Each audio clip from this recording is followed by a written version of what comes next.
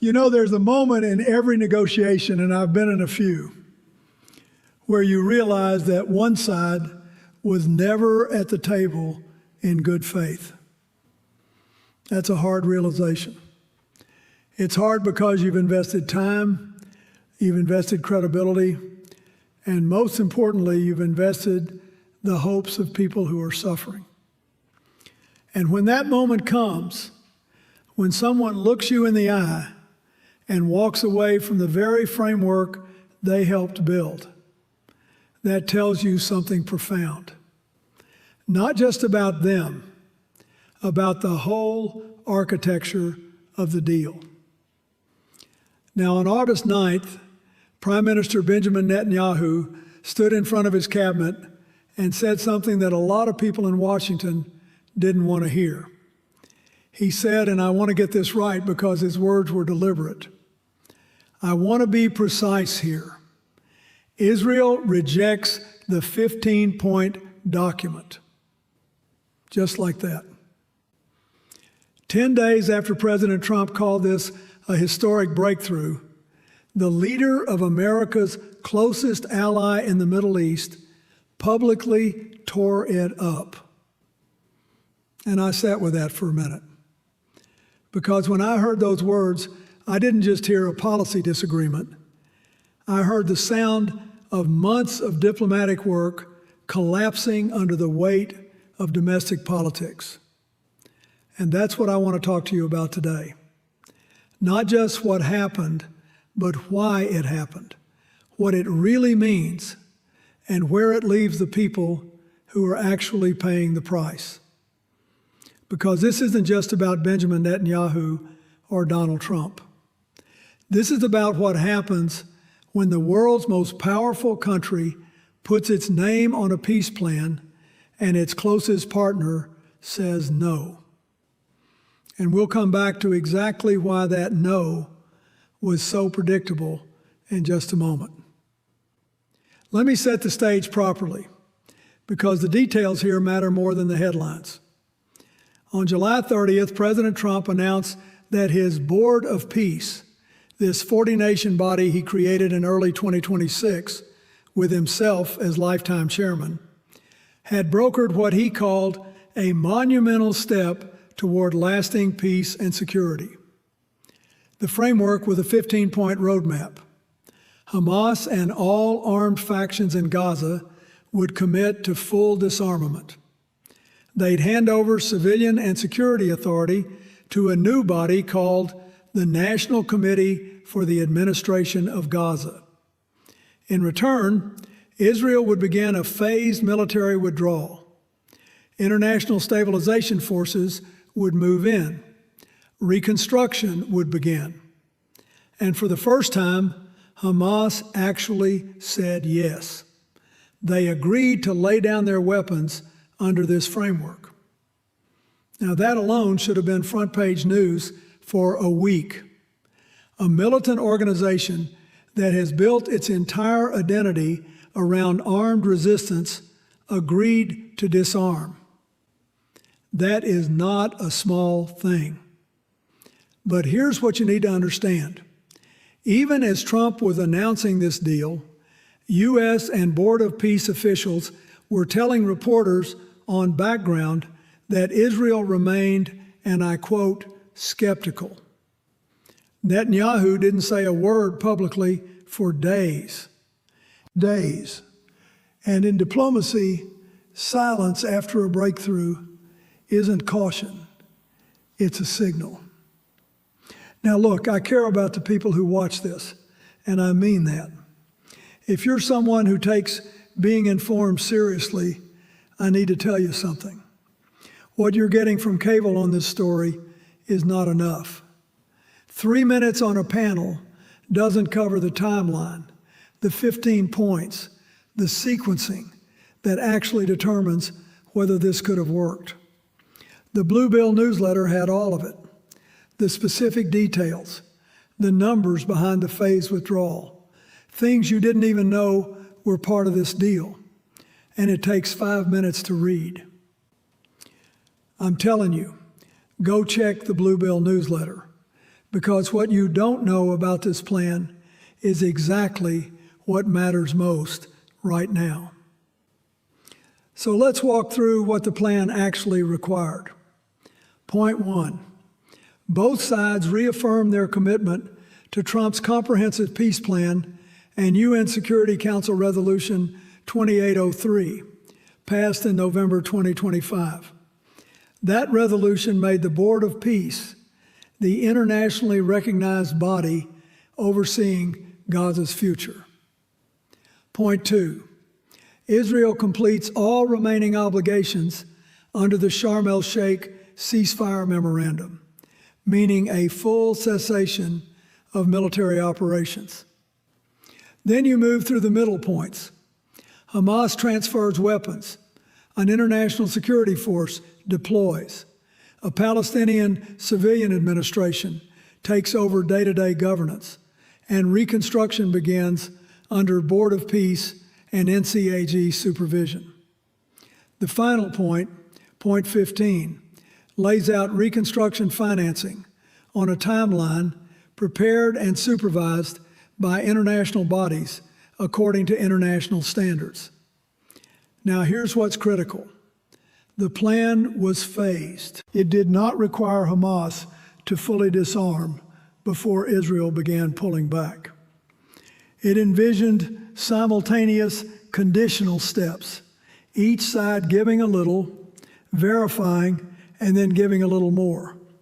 That's how serious negotiations work. That's how the Good Friday Agreement worked. That's how the Dayton Accords worked. I know because I was there for both of them. You don't get to say you go first on everything and then maybe we'll move. That's not negotiation. That's dictation. And what Netanyahu did on August 9th was exactly that. He said the IDF will not carry out any withdrawal until Hamas is genuinely disarmed. Not phased withdrawal alongside disarmament. Complete disarmament first, withdrawal maybe later. And then he added the line that tells you everything about where his head really is. As long as I am prime minister, no Palestinian state will be established, not in Gaza and not in the West Bank. That's not a negotiating position. That's a campaign speech. Now, let me be fair here. I've been in rooms where leaders face impossible choices, and I don't say that lightly. The argument Netanyahu's supporters would make, and it's not a frivolous one, is that Israel has been burned before. They withdrew from southern Lebanon, Hezbollah filled the vacuum. They withdrew from Gaza in 2005. Hamas took over within 2 years. So the idea that you need verified complete disarmament before you pull your military out, I understand the logic. I lived through enough security briefings to know that the fear of a power vacuum is real. But here's where that argument falls apart. The 15-point plan wasn't asking Israel to just leave and hope for the best. It had international stabilization forces. It had a new civilian governing body. It had phased verification built into every step. This was the most structured, most internationally supervised framework that's been put on the table in decades. And Netanyahu didn't reject it because it was reckless. He rejected it because accepting it would have meant acknowledging that a Palestinian governing entity has legitimacy. And he cannot do that. 11 weeks before an election where his right-wing coalition is bleeding support to people who are even more hardline than he is. Let me tell you something. When a leader's domestic survival depends on the continuation of a conflict, that leader cannot be a credible partner for peace. I learned that the hard way. And I worry that we are watching exactly that dynamic play out right now, with consequences that will be measured in lives. And this is where things start to get truly complicated, because this rejection doesn't just affect Gaza. It strikes at the credibility of American diplomacy itself. Think about what happened here. The President of the United States created a 40-nation board. He installed himself as its lifetime chairman. He put Marco Rubio, Tony Blair, Jared Kushner, the World Bank president on it.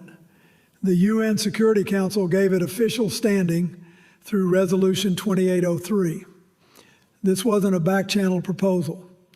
This was the most visible, most institutionally backed peace framework the United States has put forward in the Middle East since the Oslo process.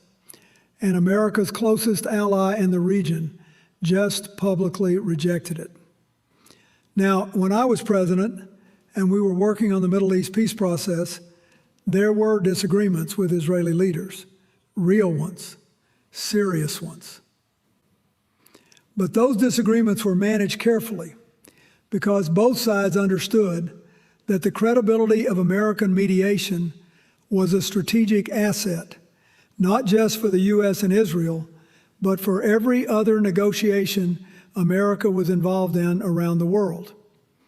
When a country sees the United States put its full weight behind a plan and then watches another country reject it without consequence, what message does that send to North Korea, to Iran, to anyone sitting across the table from an American negotiator?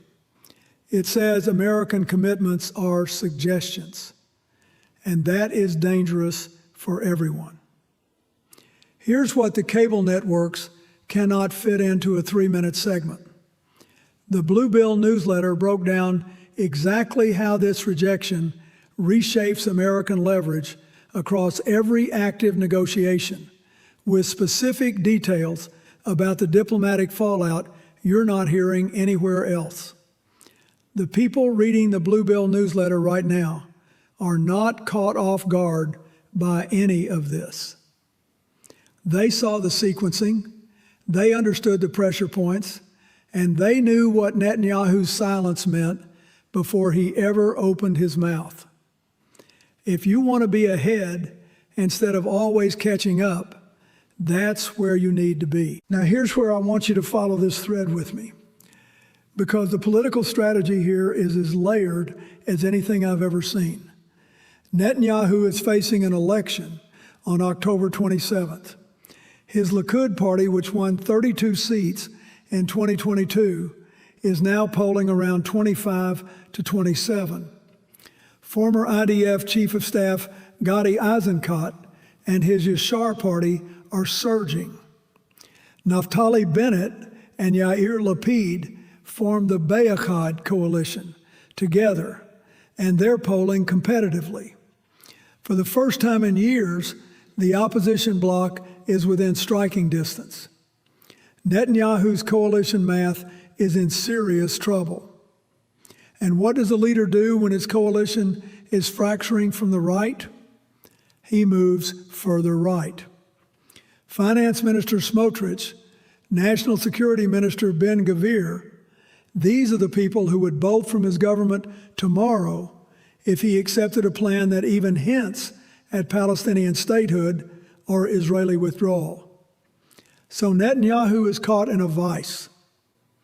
On one side, the President of the United States, his most important international ally, is asking him to accept this framework. On the other side, his own coalition partners are threatening to collapse his government if he does. And he chose his coalition. He chose his political survival. Now, I want to be honest with you. I've seen leaders make that calculation before.